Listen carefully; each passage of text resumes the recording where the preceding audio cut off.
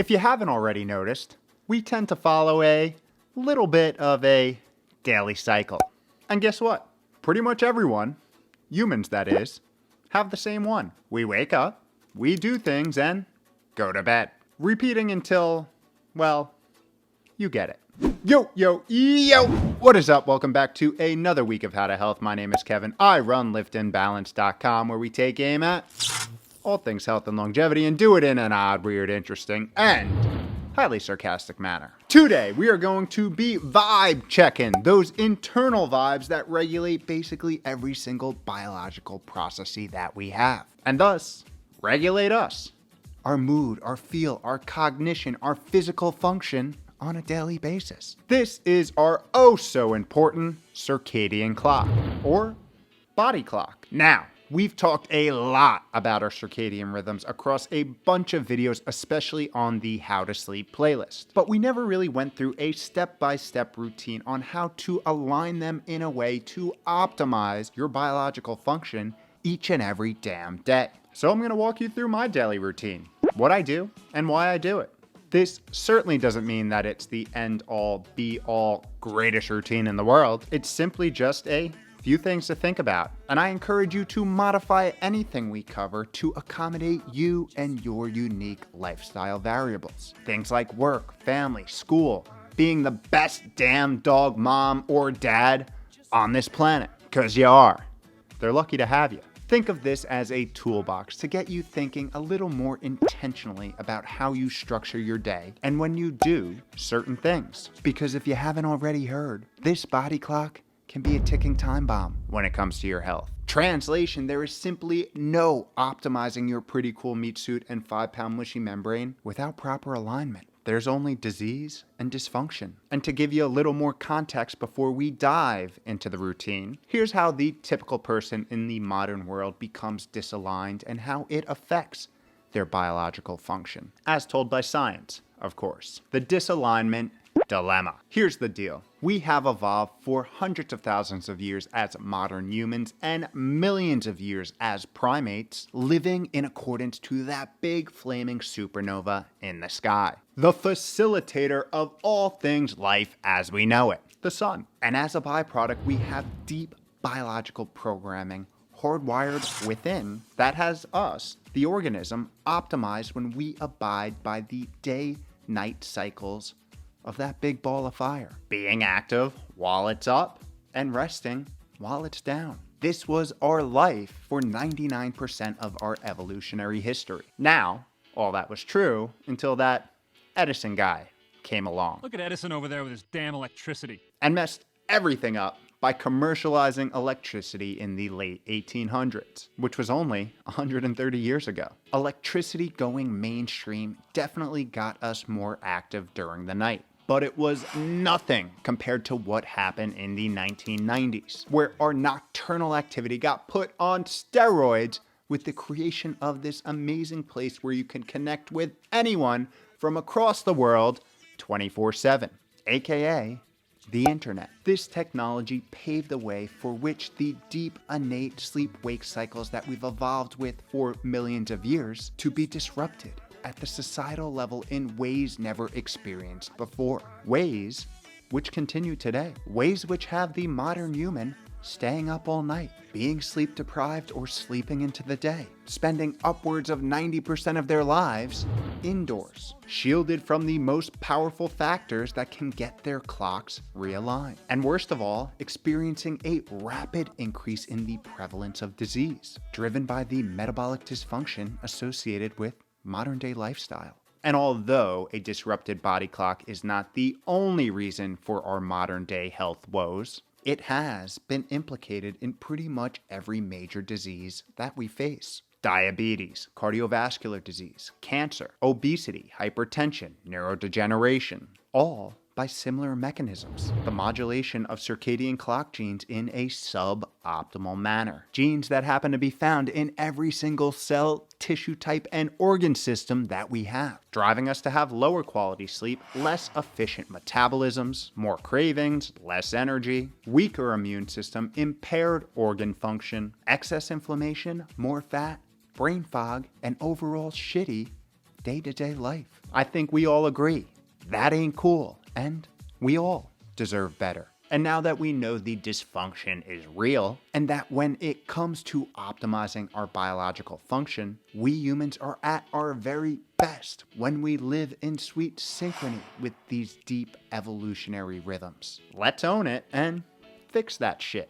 Here's how I approach the matter. First, the simplest, yet possibly the hardest, waking up and going to bed. My number one habit for consistent alignment is bed and wake time. This may very well be one of the most powerful things you can do for circadian alignment. Thus, it's a cornerstone of my routine. To bed when the sun goes down, up and at 'em when the sun comes up, just as we're programmed to do. Allocating a solid 8-hour sleep opportunity window each and every night. And yes, even on the weekends. Now, this isn't to say I never stay up late. I just make sure on those occasions I get up at my normal wake time no matter what. Staying aligned and supplementing with an afternoon nap if I need to. Having a clear and concise schedule allows you to not leave your alignment to chance and sets up a tight biological routine that will have the energy flowing naturally each and every morning. This is why it's number one on the list. I personally go to bed around 9 p.m. and wake up around 5:30 a.m., but any 8-hour window between 9 a.m. and 9 p.m. can work nicely. So there's definitely wiggle room. Which brings us to hack number 2, why the morning is so important for our biological wiring. Morning sun. There is a gosh darn good reason why I start every morning with sun.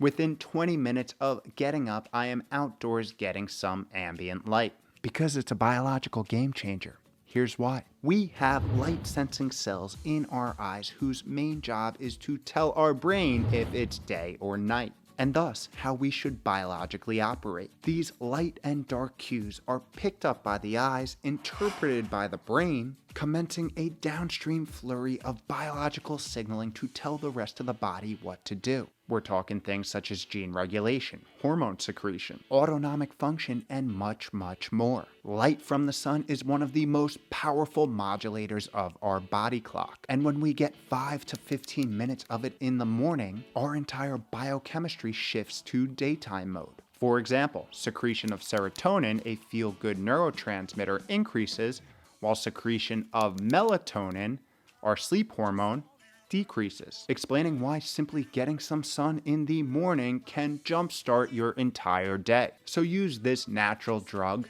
and get some exposure first thing. By the way, we talk all about this in my Hack Your Day routine right here, which also incorporates our next circadian hack. A little movement. Just like light and darkness entrain our circadian rhythms through our eyes, movement has been shown to do the same through the nervous system. This intentional act ends up sending the signal from the periphery to the brain that it's time to be active. Time to upregulate processes in accordance to daytime activity. Thus why I do a 20-minute yoga flow outside each and every day during my morning sun exposure. I like to think of it as a double whammy. I also like to do my intense workout in the morning as well, which you can see all about here, but you most certainly don't have to. Light movement is perfect to send this signal. Stretching, yoga, mobility work, walking, all do the deed. You just want to make sure you don't push your intense workout if you do it into the wee hours of the evening. This has been shown to delay the secretion of melatonin, that key sleep hormone, and potentially disrupt your circadian clock. So finishing intense exercise around 3 hours before bed is a good guideline. And by mixing sunlight, movement, and a little bit of nature for 15 minutes first thing in the morning, you are aligning your clock like your ancestors once did and putting your biological wiring in a position to operate efficiently. And as a result, have a damn day. Now, there is another important thing that has been shown to entrain our circadian clock, something we all tend to enjoy. Food.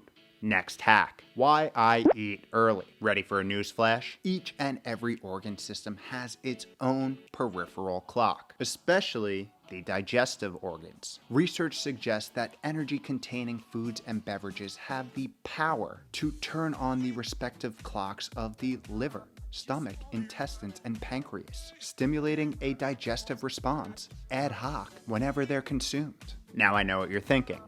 Isn't that supposed to happen? Yes, But our modern day 24/7 eating habits in combination with the high consumption of ultra-processed foods are stressing these systems like they've never been tested before. This non-stop eating and inconsistent feeding schedule, typically ranging 14 to 15 hours a day, have disaligned our internal clocks, driving dysfunction and impairing our body's ability to metabolize and store energy properly. Overwhelming systems like the liver's energy regulating functions and the pancreas's insulin production, impairing sleep quality due to the nonstop digestive demand, and setting the body up long term for disease onset and acceleration. Not cool, I know. All this has data suggesting that consistent meal timings may be one of the most powerful things we can do to get our health back in line and our clocks back in sync. So, for me, I follow a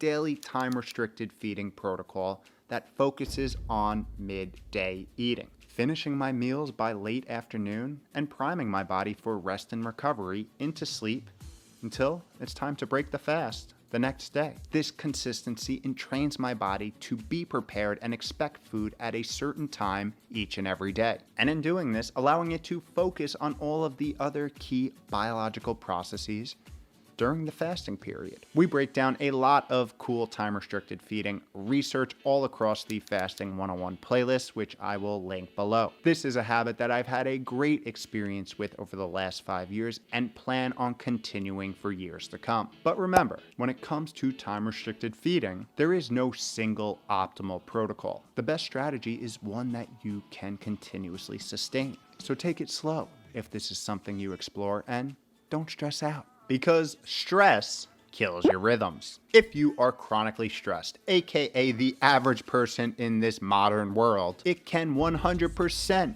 be impacting your internal clock. As you know from all the other stress talks we've had, low-dose chronic stress is one of the biggest longevity liabilities we face. And here's why. Cortisol is a stress hormone that is produced by a complex network called the hypothalamic pituitary adrenal axis. And wouldn't you know it, when working properly, cortisol secretion follows a circadian rhythm. A well-aligned human naturally upregulates this hormone about an hour before waking to begin preparing the body for the day. Then, after the morning, there proceeds to be a drop and then a bigger drop, especially when light becomes absent at dusk. This is when these photoreceptors in our eyes tell the brain to tell the pineal gland to start secreting the hormone melatonin, to help you go night-night. One of the key factors of high-quality sleep and thus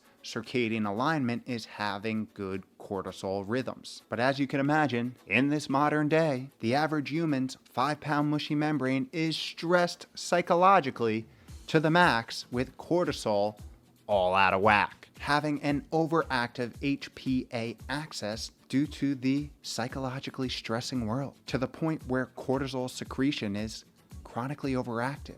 And this disruption has been linked to things such as changes in metabolism, weight gain, inflammation, memory problems, anxiety, depression, headaches, and heart disease. Many of these conditions being tightly associated, as you can imagine, with circadian disalignment. Thus, a proactive stress management routine is a good idea. My strategy includes daily meditation, breath work, nature time, exercise, real food, and prioritize sleep, all of which we shed some light on in this stress management video here. But not artificial light at night, of course. Here's why. The evening light effect. As mentioned before, light is one of the main regulators of our circadian rhythms, mainly because that big flaming supernova in the sky has been an OG from day one. Our modern day problem happens to be that there's a lot more of it, specifically not from the sun and at the wrong time. At night, this modern day combination of artificial light, increased social activity, and technology 24/7 have our clocks fighting an uphill battle to stay in sync, driving something called phase delay, or when our brain still thinks it's day when it's really not.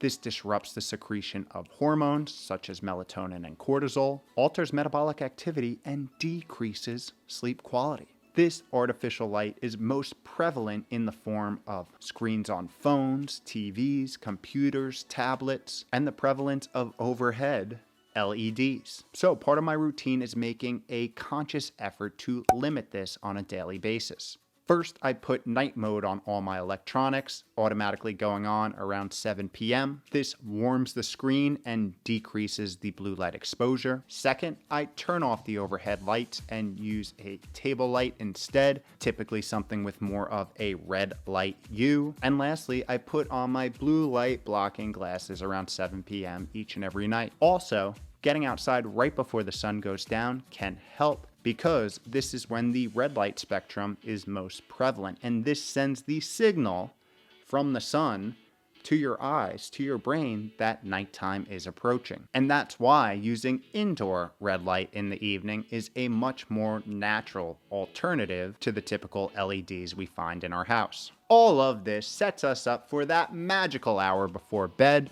the last hack, the sleep hygiene hour. This last hack is critical because it literally on-ramps you into your next day. So important that I break down my full sleep hygiene routine in this video here. The hour before bed is a critical time to decompress, de-stress, relax, and let the melatonin start flowing. And a good routine here puts the healthy icing on the circadian clock cake, prepping the body for a high quality sleep and a hell of a biological tomorrow. T-minus 1 hour before bed, my routine looks like this. Phone goes on airplane mode. Artificial lights get eliminated for table lights. Blue light filters and blue light glasses on. Disconnect from tech. Cool the bedroom to optimal temperatures. Typically you want somewhere in the mid 60s. Some light stretching, maybe a little reading, and finally 9 p.m. on the dot in bed for a little night-night. And that, my friends,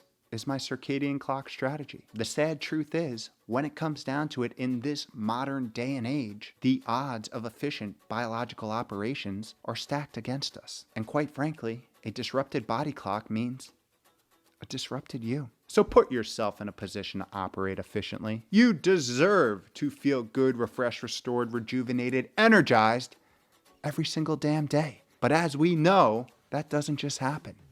You, us, we gotta make it happen. And if you need some extra help with that, you can join the longevity challenges in Patreon, where we as a team implement sustainable, focused longevity change week by week, habit by habit, focusing on getting healthy from the inside out. If interested, the links will be in the description below. There you have it.